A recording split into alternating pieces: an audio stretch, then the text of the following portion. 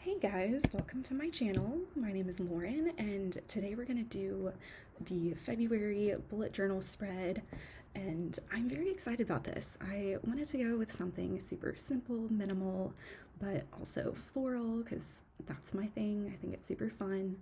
So I'm starting off just doodling a bunch of little roses, pretty much just simple line sketches, just going around in a circle, making some little wavy lines, adding some stems and some leaves and little lines throughout the leaves just to kind of give it rough sketch. So then I'm going in and writing out a little quote that I thought would be fun. It says, "Be in love with your life, every minute of it." And I just thought it was a really cute quote and felt fitting for the month of February. So after that, I finish up the flowers and I'm going around and creating some little sparkles and some little dots just to make it a little bit whimsical, give it a little bit of a magical, sparkly feel. So moving on to the next spread, this is the monthly calendar view, just super simple, super basic. And I'm kind of doing the same thing where just creating a bunch of little roses from different angles, some little leaves, and it's not a very complicated spread, which I like. I didn't want it to take up too much of my time, and I wanted it to be functional as well. I like having my calendar start with a Monday because that makes me feel like it's the start of the week. I know other people like to start off with Sunday. This is just the way that I personally like to have it set up, so that's why I've designed it to be that way. But obviously you can create it to be whatever you want and make sure it functions well for you. So now I'm going in with my brush pens, and I chose a bunch of very light peachy pink colors.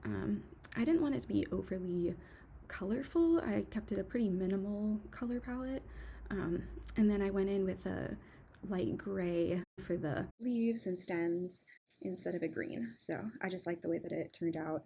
And it's also funny, I painted my nails a very sparkly pink color. I don't know if you can tell, but kind of unintentionally matched with my spread.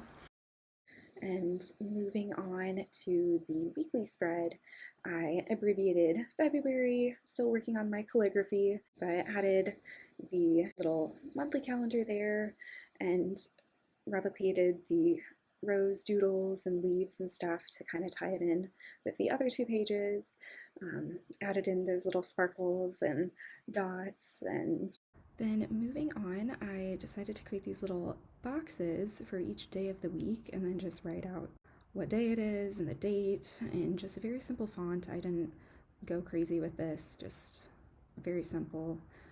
And I like to use a ruler. My freehand when it comes to creating lines is just not that great right now, so a ruler it is, and created a little dotted outline, which I just felt like gave like a very simple but like detailed, fun flair to it. And if you're curious about the pens that I'm using, I have been sticking with the Prismacolors and the Pigma Micron pens, and I usually use the sizes 01, 03, 05, and for little details I'll do the 005. And then for the brush pens, I've been using the Tombow dual brush pens, and I have the grayscale palette and the portrait palette, and I really like both of those. I think they have very pretty subtle colors. After I finished up all of the outlining and drawing of the boxes, I went in with my brush pens again and add the same colors, little peaches and pinks, and highlight the days of the week and go in with that super light pink. I don't know if it really shows up on the video.